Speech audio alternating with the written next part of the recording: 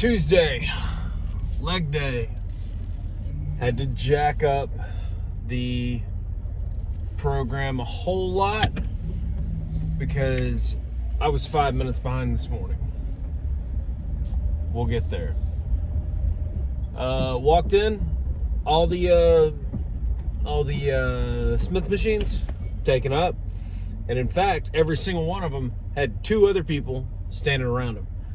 I don't know if everybody's got a gang of dudes they work out with now or something, or if it was just waiting in line at the bank or something. So I realized I wasn't gonna get to that today, so we just went over to the leg press machine. Okay, make hay while the sun shines. Doesn't really matter how you do it, but set it to 130 and banged out 50 reps. Had to take a break a couple of times in there, but it was with the legs, extended and the knees partially bent, so it wasn't like you're breaking push-ups and you land on the floor or something. But so 50 of them at 130, and then we went over to the leg curls and leg extensions. The leg curls was something like 70 pounds, I think. Did 50 of them. Leg extensions went to, I think, maybe 40 pounds, 30 pounds on that, and did 50 of those. Taking brief, second or two breathers in between. And went back to the leg press because I figured I had enough time. I didn't, but it all works out in the end. Did another 50 at a lower weight. I think I did them at 90, which I'm kind of finding my groove with this whole lower weight, higher rep deal. I dig it. It sucks a little bit more, but it sucks different in a way I kind of get down with. Don't get me wrong. Kind of like picking up heavy things and putting them back down again, but I can't do that, a whole bunch. And I can't do it quick. I can't get a legit hardcore workout in. I'm curious. I want to do a not PR day, but do heavy, low volume, and then do a moderately high volume, low weight day, and see which I'm pushing more volume on over the course of an hour or 30 minutes. Because my big thing is I want to do as much as I possibly can in 30 minutes without being that fucking hit, because nobody wants to do that. I want to find that balance point. I want that shit to be all harmonized. So I was 5 minutes behind getting out of the house of when I normally wanted to. That put me 15 minutes behind getting into the gym, which put me 10 minutes out later than normal leaving the gym. And I made it to work on time by the skin of my teeth, which I say I made it to work on time. I didn't make it to work on time to my standard of getting on time, because on time is 20 minutes early, 15, 20 minutes early. You cannot argue that if you're not early, you're late. Because at 10 o'clock, let's just say you're supposed to be at work at 10 o'clock, right? At 10 o'clock, you should be actively doing something, not going punching in at 10. That worked out a little too well. You had to angrily poke at the air at traffic lights more often. But,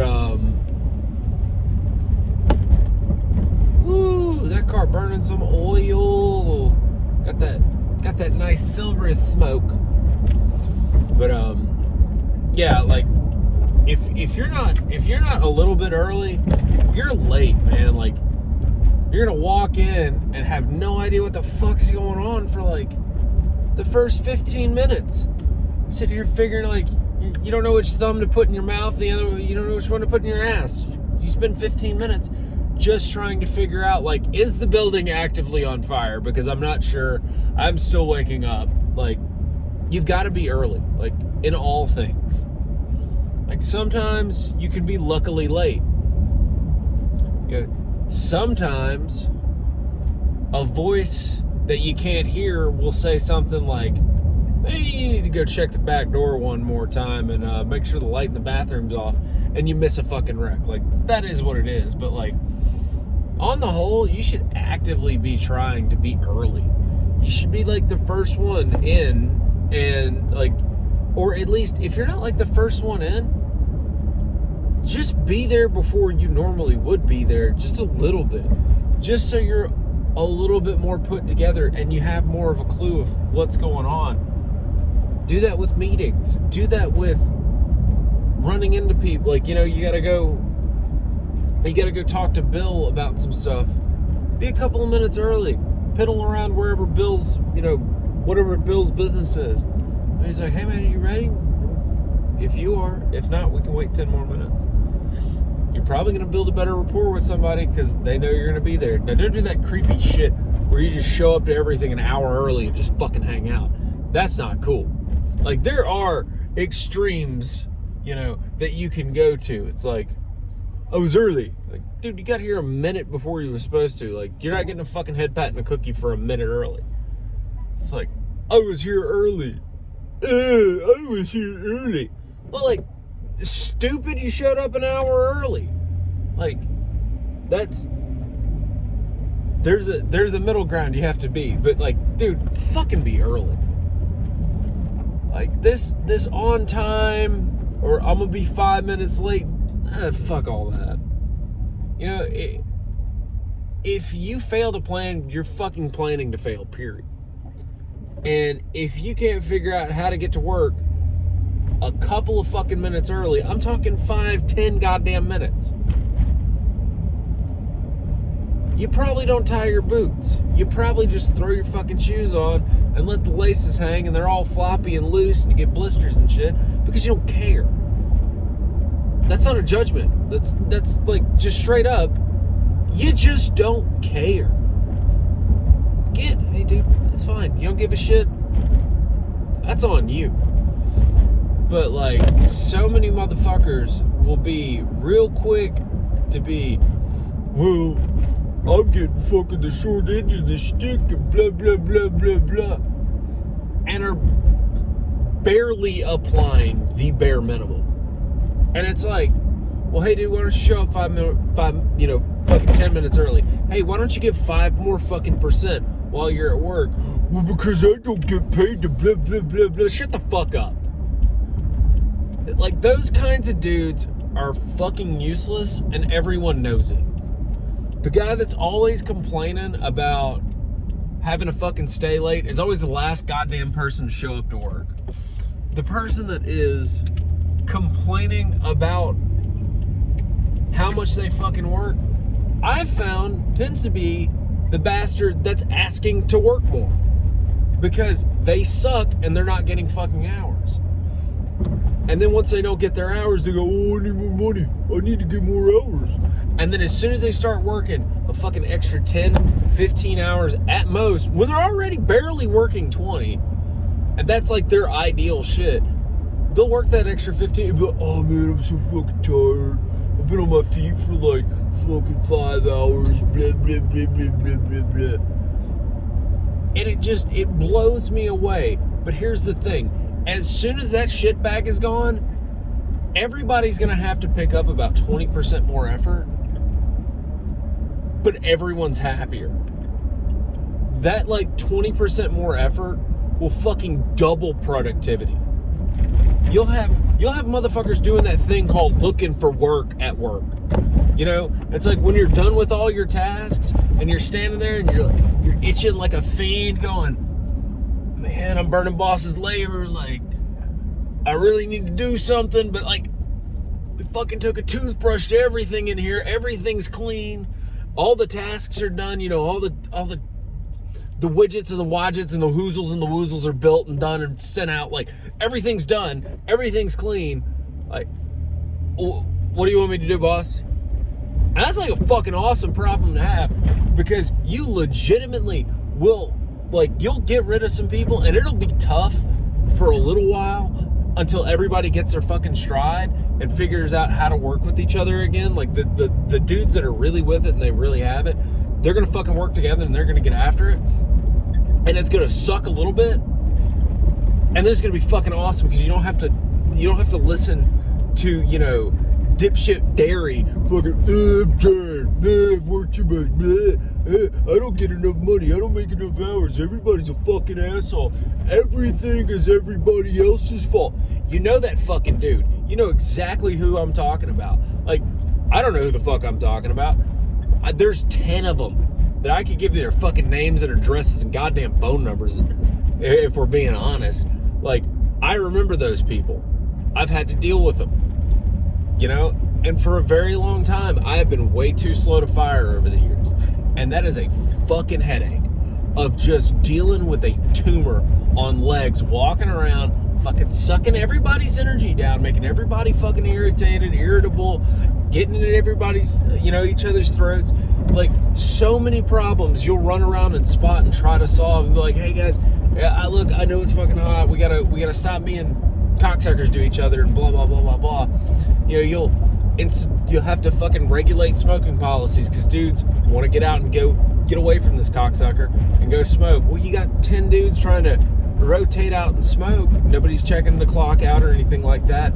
When you could solve the problem by firing one asshole.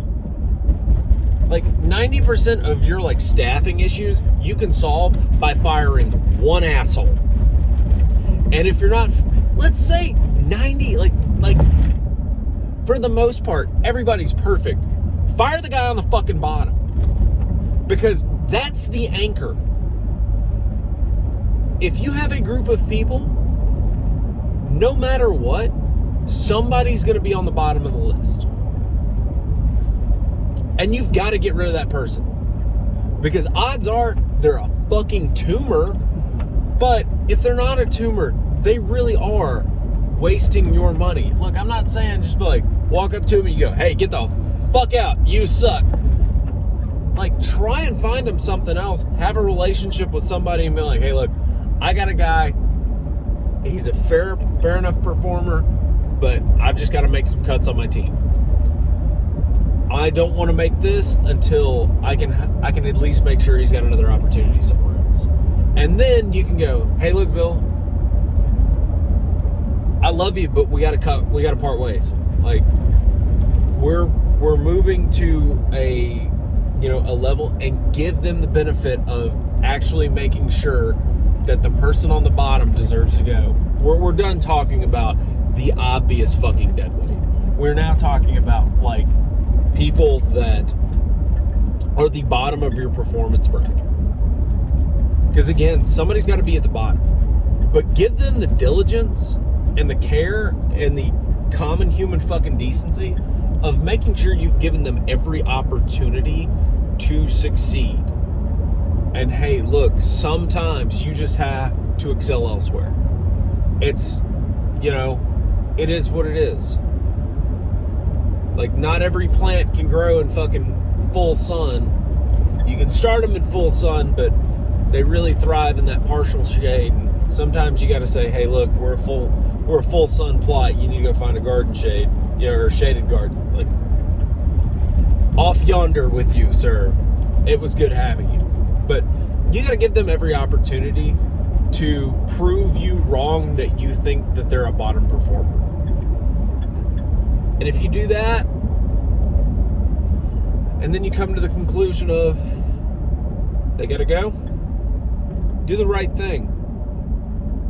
Make sure they have something to go on. And fucking follow up. That is one of the most important things in this world.